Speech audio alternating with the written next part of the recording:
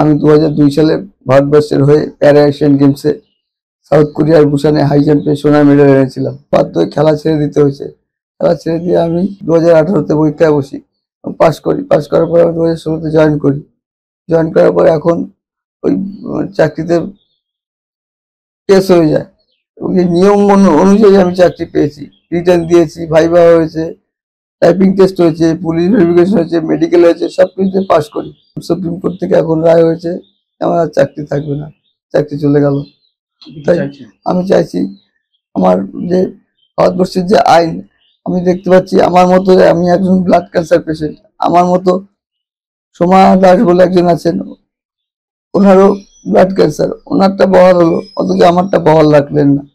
তাই মুখ্যমন্ত্রীর কাছে আমার রিকোয়েস্ট, অনুরোধ, উনি যদি বিচারপতিদের সাথে একটু কথা বলে যদি আমার চাকরিটা বহাল রাখেন, তাহলে আমি আমার পরিবার নিয়ে, আমার মেয়েকে নিয়ে আমি বেঁচে থাকতে পারবো।